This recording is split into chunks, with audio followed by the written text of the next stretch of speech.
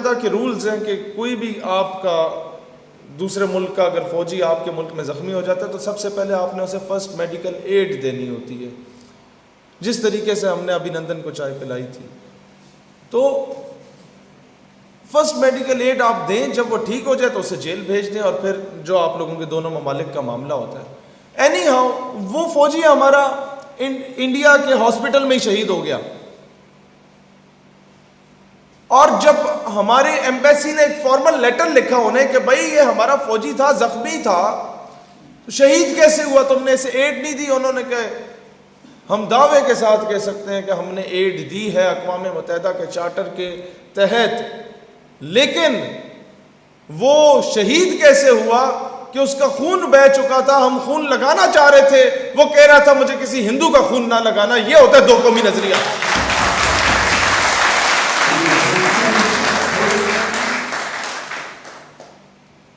GHQ में 6 सितंबर की तकरीब थी, एक पठान माँ को बुलाया गया कि तुम्हारा बेटा शहीद हो गया है, तुम्हारे क्या तासुरात है। मैं सोच रहा था आप ये बूढ़ी माँ आएगी रोएगी कि बेटा बड़ा याद आता है और पता नहीं मेरे दिन किस तरह गुजरेंगे। आफरीन है उस पठान माँ पे, बजाय इसके कि वो आके रोए कि मेरी ईदें किस तरह गुजरेंगी, वो आके कहती है वतन अचर खपामश है, वतन परेशान ना हो, पठान माँ जिंदा है अपने बच्चों को तुझ पे कुर्बान करने के लिए। आपके थोड़े से फासले पे चविंडा है यार। यहां की माएँ बहनें खाइयां बेलचे उठा के हिंदुस्तानी बॉर्डर पे चढ़ दौड़ी थी। यहां की माएँ बहनें अपने बेटों को जिस्म पे बम बंधवा के, जब कहा गया जी इंडिया की टैंक्स बहुत ज्यादा हैं, पूरी रोज हैं, पूरे कॉलम्स हैं उनके, जनाब टैंक्स पे टैंक्स आ रहे हैं, हमारे पास इतना उस वक्त असला मौजूद नहीं, इतना एमुनेशन नहीं है, इतनी टेक्नोलॉजी नहीं है। तो तब जाके समझ आई कि नहीं यार हमारे पास सीने मौजूद हैं, सीनों पे बम बांध के उन टैंकों पे कूद पड़े। तब जाके समझ आई है जो कहते हैं टेक्नोलॉजी। नो डाउट टेक्नोलॉजी में आपको बेहतर होना चाहिए, नो डाउट साइंस में आपको बेहतर होना चाहिए, लेकिन ये याद रखना अल्लाह को पामर दिए मोमिन पे भरोसा, इब्लीस को यूरोप की मशीनों का सहारा। काफिर है तो शमशीर पे करता है भरोसा, वो टैंकों पे, मोमिन है तो बेतेग भी लड़ता है सिपाही। मैं आपको एक एग्जांपल देता हूं, मुल्ला उमर, उनके पास सऊद नुकसान कोई नहीं होगा। क्यों नहीं होगा? क्योंकि एटमी कुव्वत जो है ना उसे खत्म किया जा सकता है, सूबों को भी तोड़ा जा सकता है, अफवाज को भी तकसीम किया जा सकता है, बड़े से बड़ी सुपर पावर्स को तोड़ा जा सकता है, लेकिन पाकिस्तान एक नजरिए का नाम है और नजरिए को कभी शिकस्त नहीं दी जा सकती। ये कौन सा नजरिया है? इसको बनाने वाले लोग कौन थे? दोस्तान ज़ी वकार, इसको बनाने वाले लोग वो थे कि एक बूढ़ा बाप अपनी जवान बेटी के साथ जा रहा था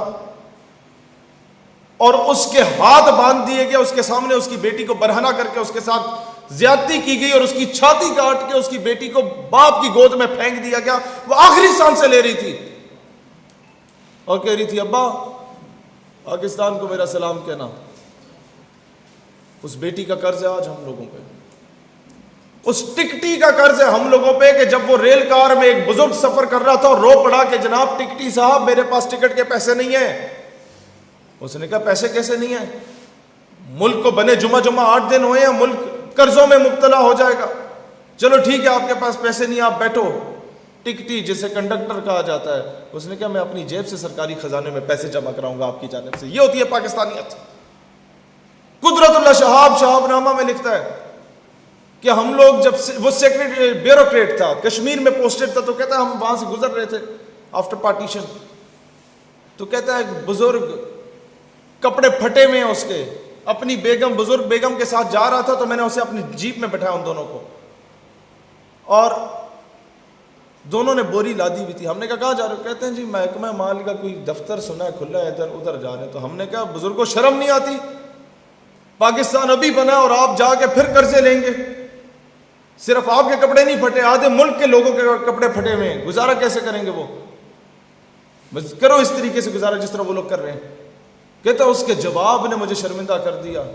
वो बुजुर्ग जिसने 2-3 दिन से खाना नहीं खाया था, जिसके कपड़े फटे हुए थे, उसने कहा नहीं जी नहीं, मैं इसलिए नहीं जा रहा। वो असल में ये जो 2 बोरियां उठाई हुई हैं, ये सोने हीरे जवाहरात भरे हुए हैं, इसके अंदर जो लोग शहीद हुए थे उनके हमने इकट्ठे किए कि महकमा माल में दे दे, मुल्क का खजाना बेहतर हो जाए। ये होती है पाकिस्तान की।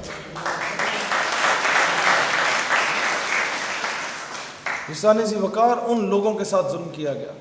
पाकिस्तान के कर्जे बड़े आराम से उतारे जा सकते हैं। पाकिस्तान आज बैरूनी ममालिक को आंखें क्यों नहीं दिखाती?